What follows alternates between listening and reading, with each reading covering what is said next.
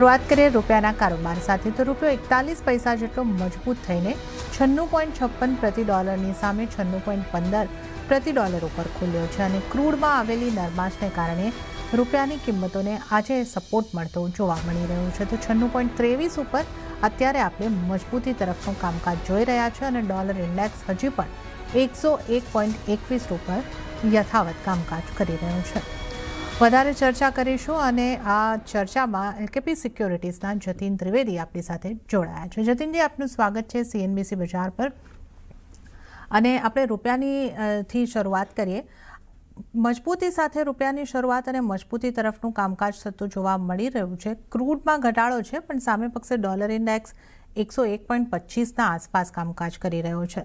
તો રૂપિયામાં મજબૂતી યથાવત રહી શકશે કે નહીં, કે આ એક આજના દિવસમાં એક ક્રૂડના કારણે એક મજબૂતી આપણે જોઈ રહ્યા છે? તમે કઈ રીતે જોઈ રહ્યા છો?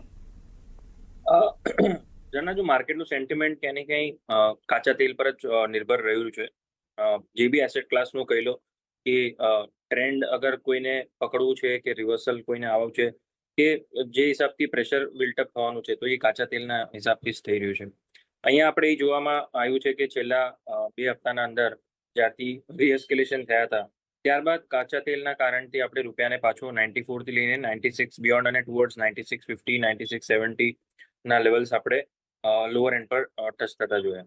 હવે થોડુંક રિવર્સલ અહીંયાથી આવ્યું છે. રૂપિયાના અંદર તેજી જરૂર મળી છે, બટ કાચું તેલ જે છે ક્યાંય ને ક્યાંય લેવલ વાઇઝ પોતાનું દમખમ દેખાડી રહ્યું છે. હવે લેવલ વાઇઝનું અગર હું જોવા જાઉં તો કયા લેવલ્સ પર એના પરિબળો યુટર્ન થતા દેખાય છે તો એ છે કે મેઇનલી યુએસ અને ઈરાનના વચ્ચે જે હમણાં આપણે તણાવ થોડુંક ઓછું થતા જોઈ રહ્યા છે કે ઓવર ધ વીકેન્ડ વધારે એસ્કેલેશન નથી થયા.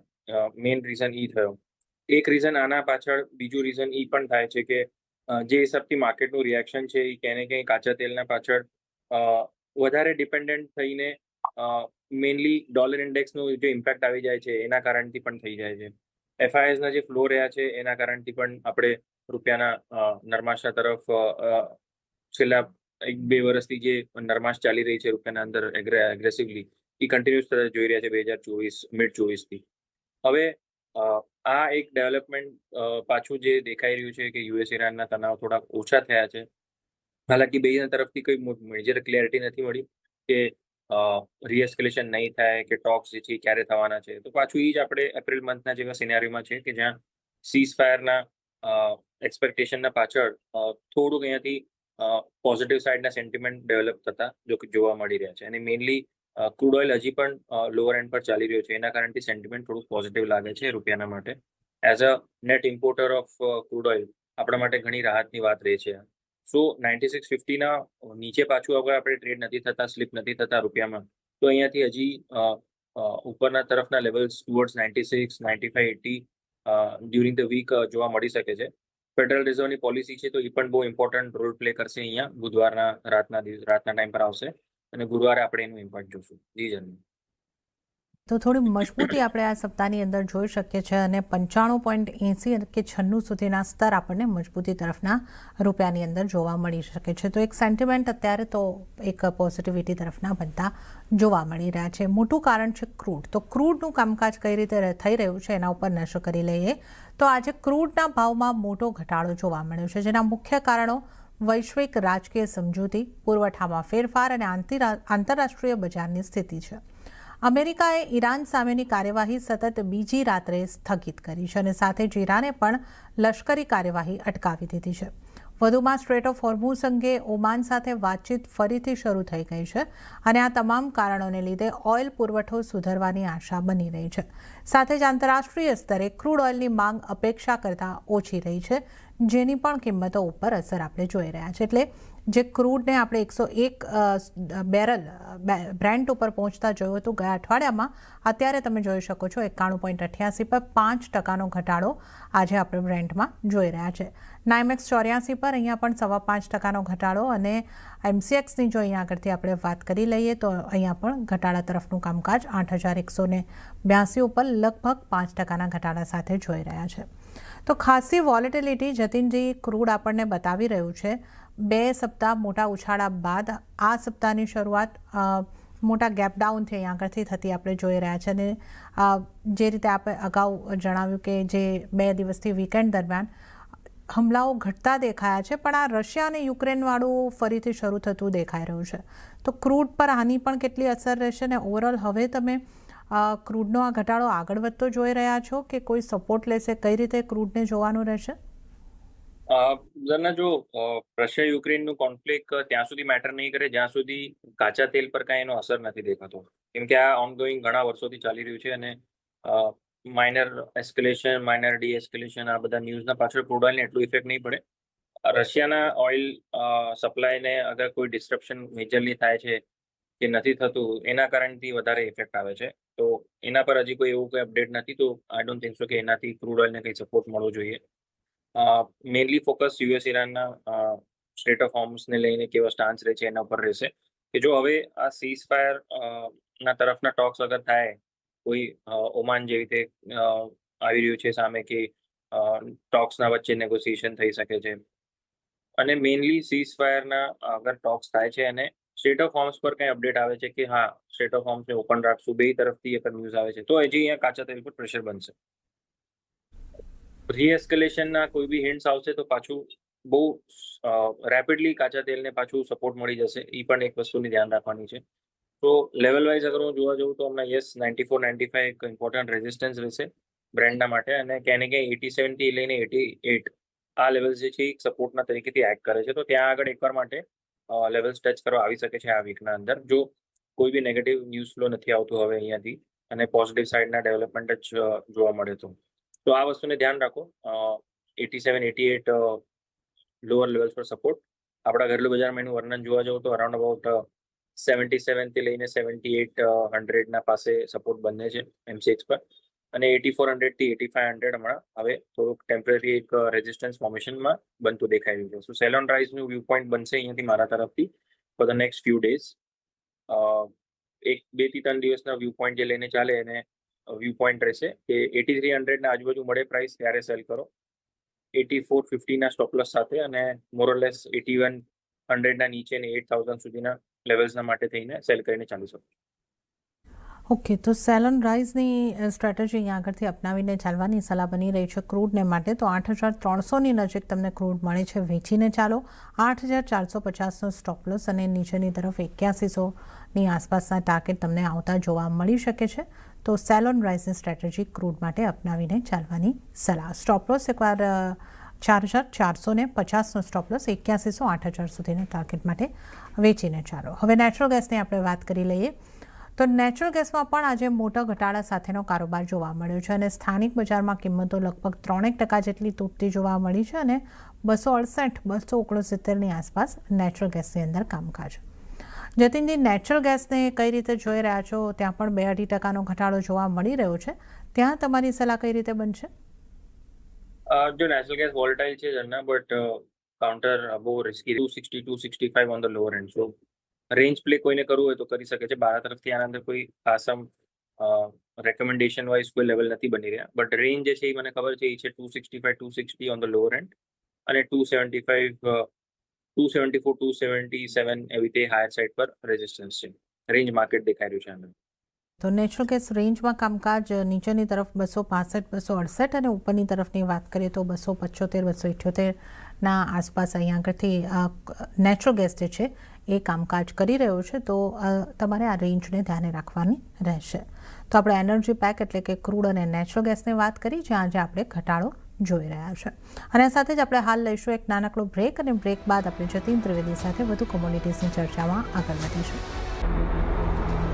બ્રેક બાદ કોમોડિટી લાઈવમાં આપનું ફરી એક વખત સ્વાગત છે અને આજે આપણી સાથે જતીન ત્રિવેદી જોડાયેલા છે. હવે આપણે સોનાના કારોબાર પર નજર કરીશું.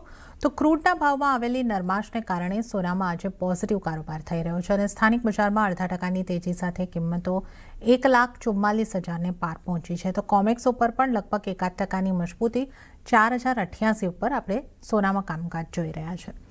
જતીનજી, સોનામાં થોડી પોઝિટિવિટી આવી છે અને આપણે જો સોનાને માટે આગળના ટ્રિગરની વાત કરીએ તો એક તો આ જે યુદ્ધ અટક્યું છે છેલ્લા વીકેન્ડની અંદર એ છે, અને એક આ અઠવાડિયાની અંદર જો ફેડરલ રિઝર્વની બેઠક છે. તો હવે આ બંને પરિબળો કઈ રીતે સોના ઉપર અસર કરશે અને સોનામાં કઈ રીતે આપણે કામકાજ કરવાનું રહેશે? જો ગોલ્ડના માર્કેટના પાછળ 2-3 પરિબળો છે જેના પર ફોકસ રાખીને ચાલવું જોવું બહુ જરૂરી છે. મેઇનલી એક તો ફેડરલ રિઝર્વનું ઇન્ટરેસ્ટ રેટના ઉપર રૂખ કેવું મોડ લે છે એના ઉપર ડિપેન્ડ કરે છે. હવે કેવિન વોશ જ્યારથી નવા ચેરમેન આવ્યા છે ત્યારબાદ એમના ઇનિશિયલ સ્ટેજ પર તો જે કોમેન્ટ્રી હતી ક્યાંય ને ક્યાંય થોડીક માર્કેટે હોકિશ સાઇડની લઈને પચાવવાનું ટ્રાય કર્યું. બટ મને લાગે છે કે હવે જે પોલિસી આવશે બુધવારે 29 તારીખે એમાં મને લાગે છે કે ટોન જે છે ક્યાંય ને ક્યાંય હોકિશથી તરફ લેસ હોકિશ કહી લો કે ટુવર્ડ્સ ડોવિશ કહી લો એવું કંઈક રહેશે. એવું અગર કંઈક સ્ટેટમેન્ટ આવી જાય કે might or might not use interest rate hike તો ડેફિનેટલી અહીંયાથી મેજર પોઝિટિવ રિએક્શન રહેશે ગોલ્ડ સિલ્વર માટે, કેમ કે અહીંયા માર્કેટ જે છે હમણાં એમ પચાવીને ચાલ્યું છે કે એક હાઇક 2026માં ડિસેમ્બર પહેલા થશે, મેઇનલી સપ્ટેમ્બરના આજુબાજુ. સો અગર ઇન કેસ આવું નથી થતું અને પાછું સ્ટેટમેન્ટમાં ક્યાંય ને ક્યાંય ડોવિશ સાઉન્ડિંગ આવી જાય છે તો રિએક્શન પોઝિટિવ રહેશે અને ટ્રેન્ડ ત્યાંથી જ પોઝિટિવ સાઇડના ડેવલપમેન્ટ થઈ શકે છે. અને એના ચાન્સીસ એટલે છે આનું રીઝન પર આપી દઉં છું કે મને એવું કેમ લાગે છે.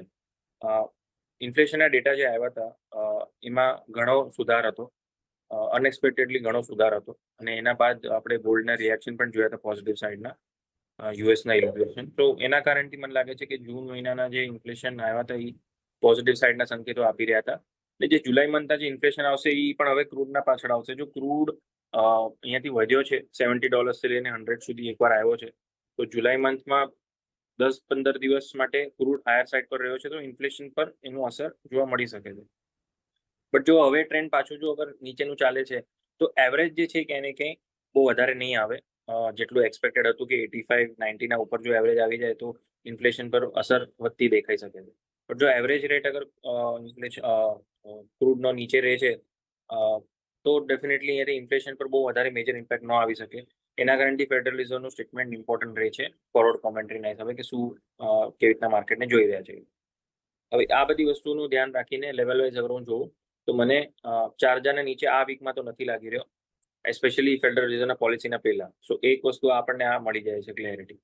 હવે બુધવાર સુધીની સ્ટ્રેટેજી કેવી રીતે રાખવી, તો 4060 અને 4050 આ ઇમ્પોર્ટન્ટ લેવલ છે એન્ટ્રી માટે, બાઇંગ સાઇડ માટે. તો જો 4050 નીચે જ્યાં સુધી નથી જતું ત્યાં સુધી સપોર્ટ અહીંયા દેખાઈ રહ્યો છે. સો ઓવરઓલ 4050-60 આજુબાજુ મળે ત્યારે આના અંદર એન્ટ્રી લેવાનો વિચાર કરવો. સો મોરલેસ આપણા ઘરેલું બજારમાં આપણે જોવા જઈએ લેવલ વાઇઝ તો અરાઉન્ડ અબાઉટ 143 ના આજુબાજુના લેવલ્સ મને સારા લાગે છે. 143 થી લઈને 143-400 આ બેઝ સપોર્ટ છે. સો 143-500 ના આજુબાજુ પ્રાઇસ મળે છે ત્યાં એન્ટ્રી પોઈન્ટ રાખવી અને સ્ટોપલોસ જે રાખો ને એક 42 ના નીચે, એક 42,500 ના નીચે તમારો સ્ટોપલોસ રાખો. સો એક 1,43,500 ના પાસે બાઇંગ, 1,42,500 ના નીચે તમારો સ્ટોપલોસ અને હાયર સાઇડ પર 1,45 થી લઈને 1,46 આ તમારો ટાર્ગેટ રહ્યો જોઈએ ગોલ્ડના માટે. તો આ ઘરેલું બજારના હિસાબે તમને મેં લેવલ્સ આપ્યા છે, તો આ લેવલ્સનું ધ્યાન રાખીને બુધવાર સુધીની આ સ્ટ્રેટેજી રહેશે પોલિસીના પહેલા સુધીની. ઓકે, તો પોલિસીના પહેલાં સુધી બાય કરીને ચાલવાની સલાહ અહીં આગળથી બની રહી છે. તો 1,43,000ની આસપાસથી બાય કરો, 1,43,500નો સ્ટોપ લોસ અને 1,45,000, 1,46,000 સુધીના ટાર્ગેટ તમને સોનાની અંદર જોવા મળી શકે છે. તો આપણે સોનાની વાત કરી છે, હવે આપણે ચાંદીની પણ વાત કરી લઈએ. તો આ તરફ સોનાને પગલે ચાંદીમાં પણ તેજી આવતા સ્થાનિક બજારમાં ચાંદીની કિંમતોમાં પણ 1% આસપાસનો ઉછાળો જોવા મળી રહ્યો છે અને કોમેક્સની ઉપર લગભગ 0.5% મજબૂતી સાથે $59 પાર કામકાજ થતું જોવા મળી રહ્યું છે. જતીનજી, ચાંદીને કઈ રીતે જોઈ રહ્યા છો? ચાંદીમાં પણ ઘટાડે બાઇંગ કરીને ચાલવું જોઈએ? આ મોરલેસ વ્યૂ પોઈન્ટ સિમિલર રહેશે ઝરના. જે હિસાબથી ગોલ્ડના અંદર બાઇંગ છે, મોમેન્ટમ ચાંદીના અંદર પણ છે. $55 થી લઈને $57 પાસે મેજર સપોર્ટ બની ગયો છે ચાંદીનો. આપણા ઘરેલું બજારમાં જોવા જવું તો લેવલ વાઇઝ 2,20,000 પાસે મેજર સપોર્ટ છે. સપ્ટેમ્બર વાયદામાં અગર જોવા જઈએ તો 2,20,000 થી 2,18,000 મેજર સપોર્ટ રહેશે અને 2,22,000 ના આજુબાજુ મળે જો પાછું જે ગેપ ખુલ્યો છે આજે ક્યાંય ને ક્યાંય કોઈ રીઝનથી જો ફિલઅપ થઈ જાય છે તો ત્યાં આગળ પાછી રીએન્ટ્રીનું વિચાર કરીને ચાલી શકાય. સ્ટોપલોસ જે રહેશે 2,18 ના નીચેનું રહેશે અને હાયર સાઇડ પર 2,26, 2,27 આ તમારા ટાર્ગેટ રહેવા જોઈએ. ઓવરઓલ મને નથી લાગતું કે ચાંદી હમણાં તમને $55 નીચે દેખાય. એકવાર માટે 61 થી 62 ડોલરના લેવલ જે છે એ પહેલા આવવા જોઈએ. ત્યારબાદ પાછું રિવ્યુ કરવું પડશે કે ત્યાંથી માર્કેટ ઉપર દેખાય છે કે નીચે. સો સેન્ટિમેન્ટ વાઇઝ, ટ્રેન્ડ વાઇઝ અહીંયાથી પોઝિટિવ સાઇડના સંકેતો દેખાઈ રહ્યા છે ચાંદી અને સોનામાં. ઓકે, તો સોના અને ચાંદીની અંદર પોઝિટિવ સંકેતો જોવા મળી રહ્યા છે. તો ચાંદીની અહીં આગળથી વાત કરીએ તો 2,20,000ની આસપાસથી બાઇંગ કરો.